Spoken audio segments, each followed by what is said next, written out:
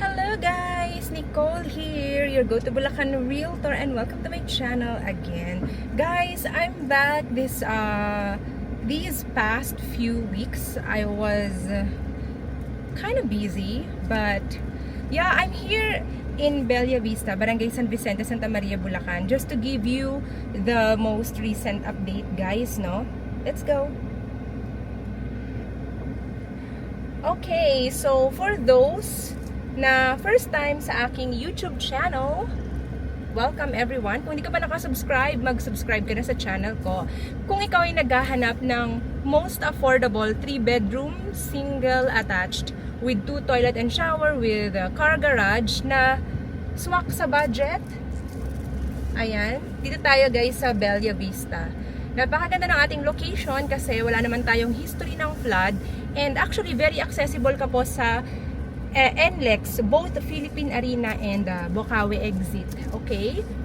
Tayo po ay meron ditong complete amenities, kagaya ng nakita nyo na yan na basketball court, and may clubhouse, meron tayong itatayo rin na swimming pool, parks and playground. Ayan guys, okay, ito siya. This is the most recent update, April 20, no? April 20, 2026. Ito ba si ate? Diba guys, no? Ang ganda ng Bella Vista. We have phase 1 here na ano lang, from time to time may nagre-reopen na pa isa-isa. Pero ngayon, sold out siya. Pero kung interested ka sa reopen, contact me as soon as possible. Line up na kita. Kasi katulad kahapon, may RFO, if I'm not mistaken. Within 5 minutes po nakukuha agad. Okay, guys, ano talaga siya? Mabilisan siya. Kaya kung ako sa'yo, magpa-line up ka na sa akin. Ito naman kasi yung kanyang phase 2, ayan. Concrete na yung road dito sa harap.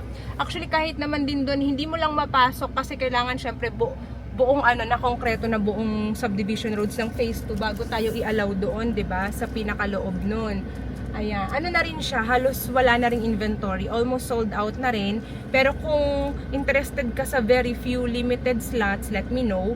And syempre, kung pre-selling talaga yung hanap mo na naka 3 years, 36 months down payment, 0% interest, meron tayong bagong binuksan na for LOI and pre-selling nga siya. Yun yung promo niya, 36 months DP, 0% interest. Ayan, maganda dito sa phase 1 kasi nakakita nyo na guys yung mga existing na mga bahay. At least may idea ka na in the future, ay pwede pala ako makapagpa-extend, pwede pala ako makapagpa-renovate katulad ng mga yan na ang gaganda ng mga plano, ganyan, 'di ba? Actually ako, although after 2 years pa rin naman ako dito, yung nakuha ko dito, inuhulug-hulugan ko pa rin, hindi naman ako nagmamadali, is may mga naiisip na rin ako na plans for the extension, renovation, kung ano ba yung plano ko, ganyan, diba guys?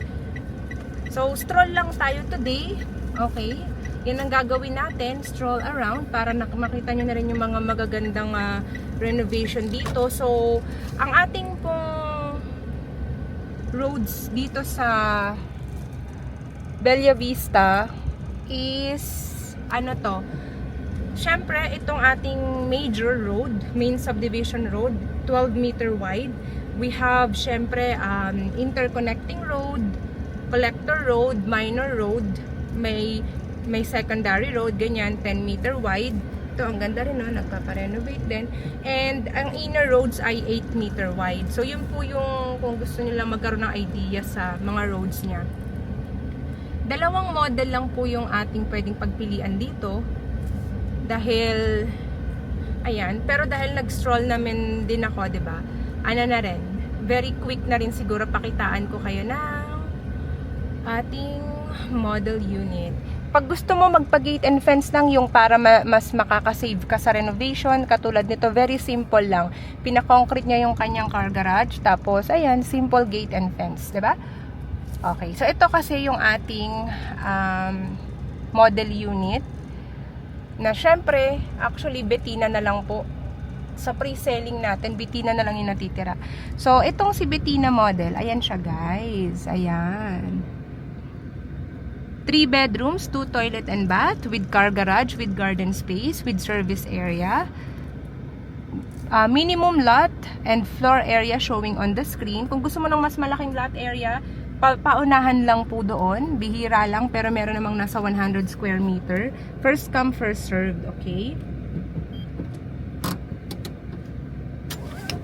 Anuhin ko na rin, puntahan ko na rin, pakita ko na rin quickly yung ating interior, no? Let's go.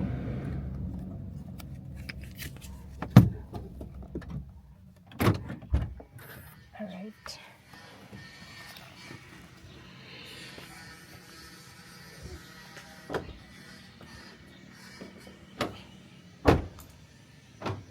Pag turn over to guys, ikaw yung magpapagawa ng gate and fence mo. Ganito siya sa turnover. Para makaisip ka ng design ng gusto mong gate and fence. Ito kasi model to.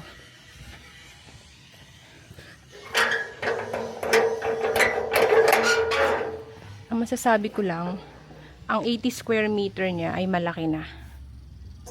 Sulit na yung 80 square meter lot mo. Tignan mo yung garden space mo, car garage mo na up to 2 cars, kasyang-kasya pa dito.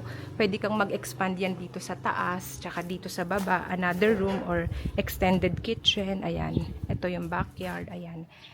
Just imagine, 80 square meter lot. Pwede mo pa talagang mapa-expand ng mas malaki. Let's go inside. Pag tinurn over to complete finished, alisin mo lang yung gamit. Meron kang storage dito sa baba ng hagdan. Lalagyan na ng mga sapatos, panlinis. And this is made of a steel door. Ang tiles natin, naka-tiles na siya, naka-paint na siya. Ganyan na yung ceiling niya. Pwede mo pa rin pagandahin kung gusto mo, pero okay na din yung ceiling niya. Ganito po yung turnover ng tiles. 60 by 60 upon turnover. White paint. Yan. So, ito yung magiging, diba? Living area. Dining area. 4 to 6 seater dining. Kitchen. And then, service area na pwede mo rin gawing dirty kitchen. Yung part na yan. Tapos, meron kang access sa ito, yung door na to. Access to the car garage. Actually ako, yung plano ko dito, kasi nga Betina yung in-avail ko, is may nakita kasi ako dito, nagpa-renovate siya. Ginawa nila dito sa part na to, is ginawang parang lanay.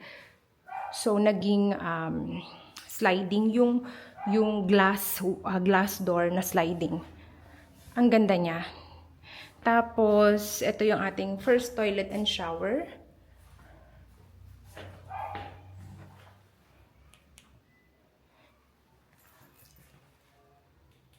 Yan. Let's go upstairs. Ganito na yung turnover ng stairs niya. So, ganyan siya dito, guys. Iniisip ko nga, yung sa part na to, parang maganda din kapag pinaano ko to, no? Yan. So, ganito yung kanyang vinyl tiles ng second floor. Personally, hindi ko na siya papalitan kasi gusto ko naman yung ganitong klase ng vinyl tiles. Yung ganyang design na parang kahoy, pero hindi siya kahoy. Okay sa akin yun. So, ganito siya. Ang plano ko dito, ipapa-expand ko talaga to. So, sasagad ko yan sa property line. Sa harap, pwede pang balcony na mas malaki. And then dito, papa-expand ako ng another room here sa taas. And then, kung kaya, own toilet and shower ng master's bedroom. So, ito yung ating bedroom 1. Ganun yung mga naiisip ko, guys. Binibigyan ko lang kayo ng idea. So, bedroom 1, bedroom 2, master's bedroom ng ating Betina model. Ayan. Pag tinurn over to, walang gamit, Ikaw yung maglalagay ng mga furniture. Tapos, ito yung toilet and shower, Betina.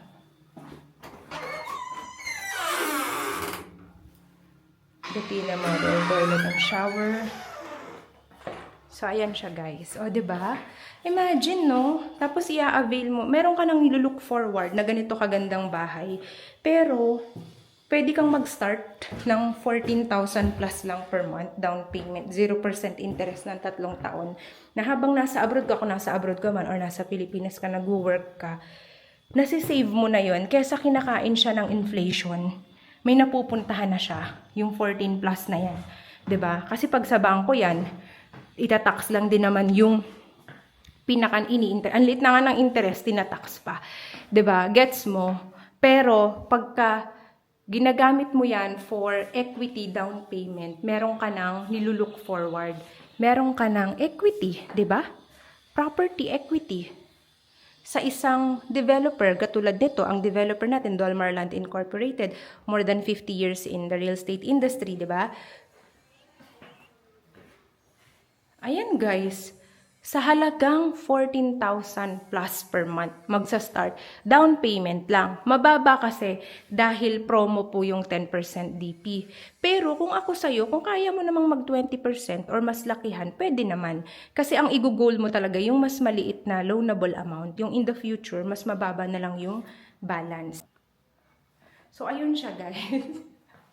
Grabe no. Actually, it's kind of hot. It's summer. Pero gusto ko talaga kayong bigyan ng latest update here guys, kasi baka naman makatulong pa ako sa'yo sa mga nangangarap na magkaroon ng sariling bahay at lupa, na karamihan kasi ng client ko dito, more than 60%, diba, based abroad, OFW, and alam mo yun, ang bilis ng araw, ang bilis ng buwan, yung meron ka ng naka-1 taon na akong hulog dun sa na-invest kong property, naka-2 taon na ako, konti na lang, ganyan, kasi yung 3 years na DP na bagong phase na promo natin, 'di ba? Magbibigay din ako ng sample computation yun, guys. Okay? So ito siya. Sample computation showing on the screen. Pre-selling Bettina model. Pre-selling phase, 36 months, down payment 0% interest. Yan po siya, guys. So, ang required income natin above 100k, 100k minimum. Yun. Pwedeng solo or combined income. And kung gusto mong mapaliit yung estimated bank, sabi mo, ang laki ng bank amortization kasi ang liit lang ng binayaran mong DP. So, you can add naman. Anytime, pwede kang magdagdag sa down payment. Pwede kang mag-cash out pag nandito ka sa Pinas or halimbawa, nagkaroon ka ng extra, cash out ka ng cash out. Ang i-goal mo talaga, like ko sinasabi, i-goal nyo, paliitin yung ilo-loan. Ako personally, ganun ang ginagawa ko eh. Ayoko nung malaking ilo-loan ko sa bangko kasi ngayon wala pang interest, take advantage of that. Kapag kasi nag-loan na tayo sa bangko or pag-ibig, di ba, computed with interest na siya. So yun yung i-take advantage nyo. And ang tips ko din sa inyo guys na baka you are, di ba, nasa stage tayo na may crisis tayo, yung sa market, yung lagay ng market, parang may iba, they feel scared, no? Pero actually, kung titignan nyo naman, ang economic situation natin is lagi naman ganun.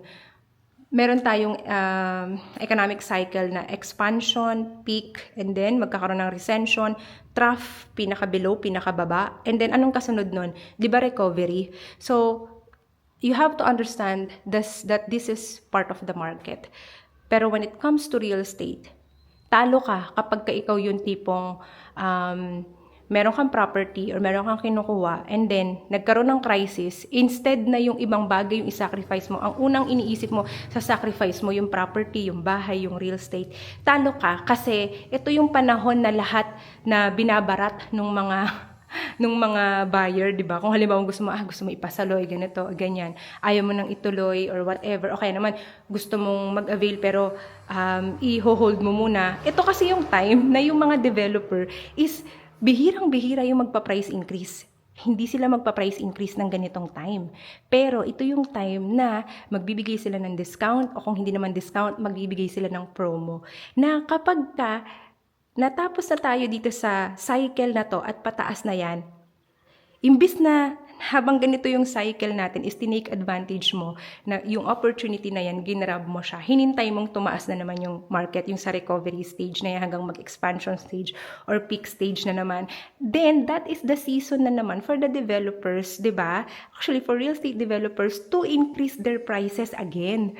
So, pag-isipan mong mabuti, nasa stage ka na dapat nagbabay ka, hindi nagsisell. Kasi it's not good to sell in this kind of economy, but it's good to buy in this kind of economy when it comes to real estate, di ba? Actually, kapag maintindihan ako ng mga investor talaga. Kasi yung mga investor na yan, naghahanap yan ng mga desperate seller. Parang ano sa kanila yan, gustong-gusto nila yan, di ba?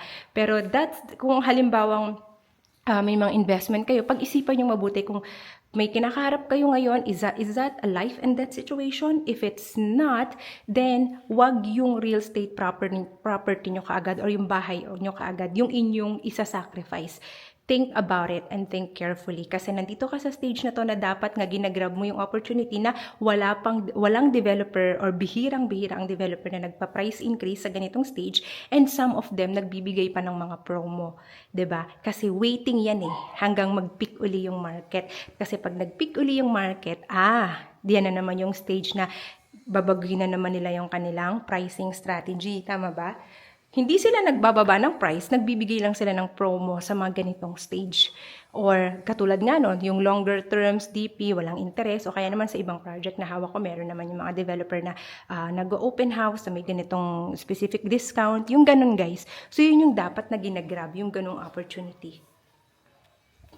So, ayun guys, I hope kahit paano nakapag-share ako sa inyo today. If you have any question, kasi tandaan nyo lang, bawal mag-walk-in dito, very strict ang guard natin sa Bella Vista, and we have very few units left. So, it's not like it's gonna wait for you. It's really going to be sold out soon, kahit yung pinakabago natin. So, dahil online reservation 100%, kontakin mo kaagad ako sa aking Viber WhatsApp number, always showing on the screen din yan ha. Viber WhatsApp, mention Bettina Model or Bella Vista, ganyan, para send ko sa'yo yung mapa, pili ka na, and then mag-reserve ka. Direct mong i-transfer yung 10,000 sa account ni developer, hindi po sa akin. Kailangan kay developer, ang kailangan ko yung screenshot, yung proof, para ma-secure ko siya under your name. Ganun po siya guys. Kung ang gamit mo ay Messenger or Facebook, may blue check and verified yan, ako yan. Pwede nyo akong kontakin sa aking Messenger, mention Bettina or Bella Vista. Ayan guys. So, this month of April, habang meron pa tayong pre-selling inventory, perfect sa mga hindi nagmamadali at sa ayaw na parang stagnant lang yung kanilang pera sa bangko, at yung gusto meron ng nilulook forward at tinitake advantage yung ganitong situation, lalo na kung abroad ka dahil mataas ang palitan ng dolyar ngayon, diba? Take that opportunity para sa future home investment mo dito guys sa Bella Vista. So if you still have any other questions, just contact me, and of course don't forget to hit like and subscribe to my YouTube channel. Thank you guys for watching. Have a nice day everyone.